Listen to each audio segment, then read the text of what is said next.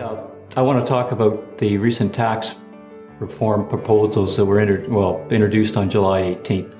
And I have some thoughts on that. None of them are very good, unfortunately, but I want to be balanced as well. And my first concern with the proposals is from a political standpoint. I kind of see them as class warfare. The old divide and conquer strategy, right? Now there are some tax loopholes that need to be closed, no doubt about that. But the broad scope of these proposals is such that there's something more behind them. And we kind of think that maybe what's more behind them is appealing to a voter base of people that don't necessarily understand the proposals, but rally behind that, yeah, let's tax the rich, right? Let's get the wealthy type approach, which, I think a more positive approach if you're leading a country is to unite rather than divide. Divide and conquer is not a good long-term strategy. So let's not go that route, okay? Let's come up with some proper tax policy that doesn't pit and isn't based on envy and doesn't pit one group in society against another, because it's not hard to do, right? Tax policy is, well, it's numbers, right? It shouldn't be emotional. So that was my first concern is class warfare, really, and the unfairness of attacking a particular group, perhaps to gain or to appease a voter group on the other side of the coin, right? Oh man, it doesn't sit well with me, right? Hopefully it doesn't sit well with Canadians, because I don't think that should be the Canadian approach, right?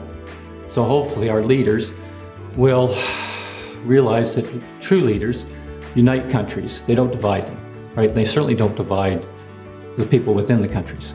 So let's unite them and come up with a different policy. We can do that. We can still get a win-win out of this whole tax reform proposal. Well, I certainly believe that. And we can come up with a lot better than what we've got so far. But I have another concern, and that has to do with, the unfairness of the fair proposals. And the analogy there I would use is, if we think about our MPs in the House of Commons, and it's possible that one or two of the MPs might be overstating their expenses. Not cheating, right? But just not being within the spirit of the law of reporting their expenses. And the people that the tax reform is supposed to hit the hardest, right, are those that are taking advantage of tax loopholes. They're abiding by the law, tax law, but they're not within the spirit of the tax law.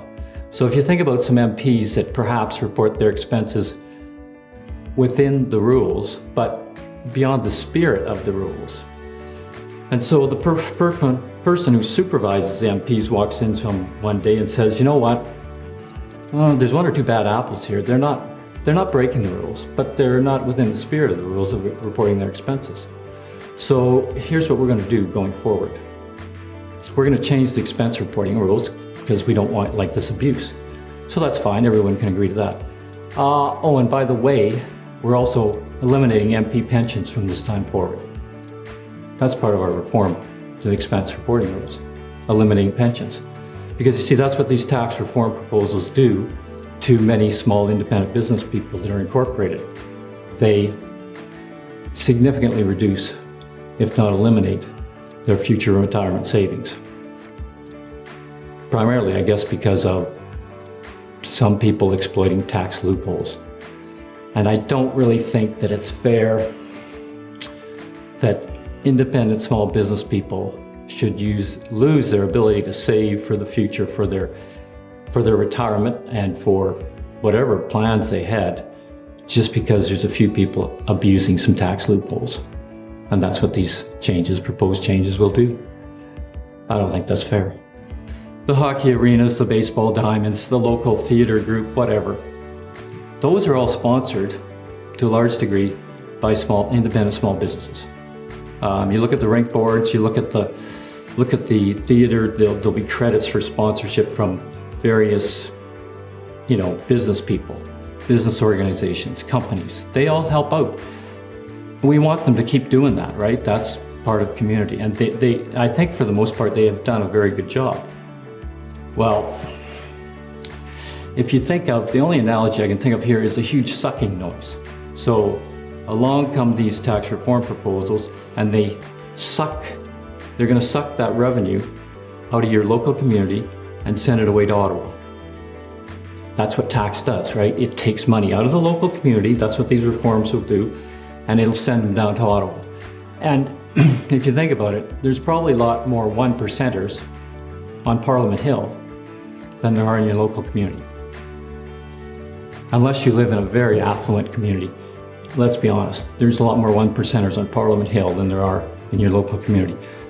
These proposals take the money out of the local community, zoop, and send it off to Ottawa. It's gone. Now, how it gets spent after it goes to Ottawa, no one in your local community has any control over, right? So why don't we leave that money in the local community? We'll trust local business people to keep sponsoring our minor hockey, our minor ball, our minor theater groups, our charities, all that. We'll trust them because you know what? You can go up and talk to them. If you need support for a particular event or function, you can go talk to your local business person. Chances are they'll come through for you.